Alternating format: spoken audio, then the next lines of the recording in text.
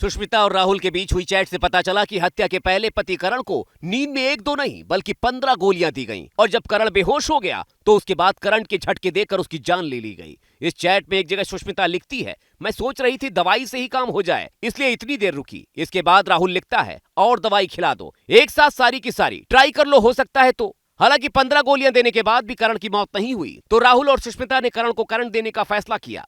Chat पे राहुल ने लिखा, यार अगर कुछ समझ नहीं आ रहा तो दे दो शॉक। और क्या?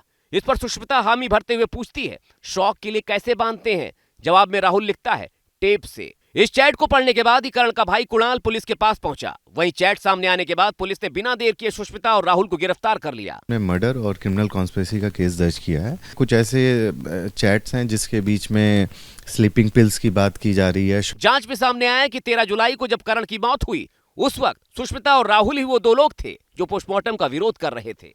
सुष्मिता और राहुल के बीच हुई चैट से पता चला कि हत्या के पहले पति करण को नींद में एक दो नहीं बल्कि 15 गोलियां दी गईं और जब करण बेहोश हो गया तो उसके बाद करंट के झटके देकर उसकी जान ले ली गई। इस चैट में एक जगह सुष्मिता लिखती है, मैं सोच रही थी दवाई से ही काम हो जाए इसलिए इतनी देर रुकी। इसके बाद राहुल लिखता है, और दवाई खिला दो, एक साथ सारी की सारी ट्राई कर लो, हो सकता है तो। हालांकि 15 गोलियां देने के बाद भी करण की मौत नहीं हुई तो राहुल और सुष्मिता ने करण को करंट देने का फैसला किया।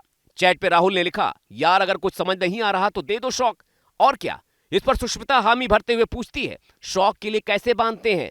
जवाब में राहुल लिखता है, टेप से। इस चैट को पढ़ने के बाद ही करण का भाई कुणाल पुलिस के पास पहुंचा। वहीं चैट सामने आने के बाद पुलिस ने बिना देर किए सुष्मिता और राहुल को गिरफ्तार कर लिया। मर्डर और क्रिमिनल कॉन्स्पिरेसी का केस दर्ज किया है। कुछ ऐसे चैट्स हैं जिसके बीच में स्लीपिंग पिल्स की बात की जा रही है। जांच में सामने आया कि 13 जुलाई को जब करण की मौत हुई उस वक्त सुष्मिता और राहुल ही वो दो लोग थे जो पोस्टमार्टम का विरोध कर रहे थे।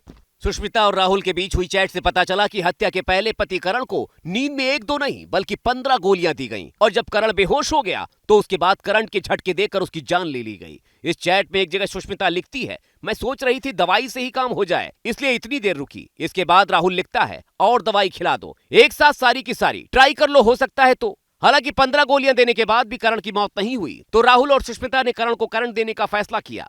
चैट पे राहुल ने लिखा, यार अगर कुछ समझ नहीं आ रहा तो दे दो शॉक। और क्या? इस पर सुष्मिता हामी भरते हुए पूछती है, शॉक के लिए कैसे बांधते हैं?